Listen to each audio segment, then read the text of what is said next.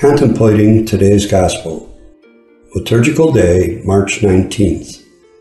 Solemnity of St. Joseph, husband of the Blessed Virgin Mary. The Gospel according to Matthew. Jacob was the father of Joseph, the husband of Mary. Of her was born Jesus, who is called the Christ. Now this is how the birth of Jesus Christ came about. When his mother Mary was betrothed to Joseph, but before they lived together, she was found with child through the Holy Spirit.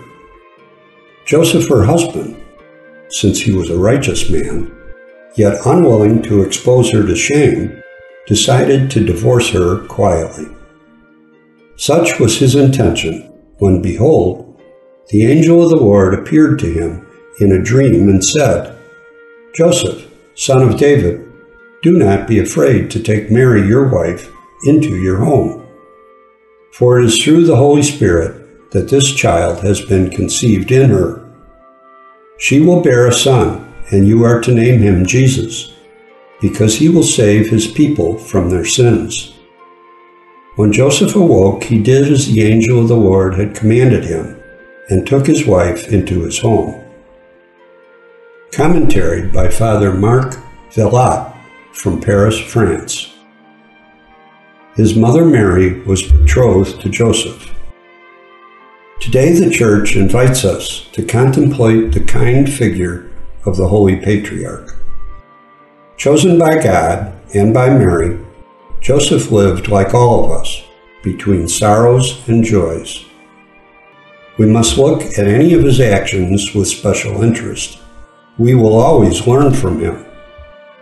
We should put ourselves in his shoes to imitate him, for in this way we will be able to respond as he did to the divine will. Everything in his modest, humble, and ordinary life is luminous. For this reason, famous mystics like Teresa of Avila, Hildegard of Bingen, Therese of Lisieux, great founders like Benedict, Bruno, Francis of Assisi, Bernard of Clairvaux, Jose Maria Escrivá, and so many saints of all times encourage us to treat him and love him, to follow in the footsteps of the patron of the Church. It is the shortcut to sanctify the intimacy of our homes, putting us in the heart of the Holy Family, to lead a life of prayer and to sanctify our work. Thanks to his constant union with Jesus and Mary, that's the key. Joseph can simply live the extraordinary when God asks him to do so, as in the Gospel scene in today's Mass. He performs above all ordinary tasks, which are never irrelevant as they ensure a successful and a happy life, which leads to the heavenly beatitude. Pope Francis writes, "Each of us can discover in Joseph the man who goes unnoticed, a daily discreet and hidden presence, an intercessor, a support and a guide in times of trouble."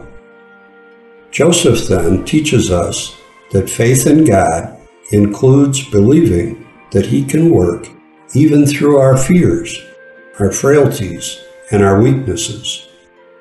He also teaches us that amid the tempests of life, we must never be afraid to let the Lord steer our course.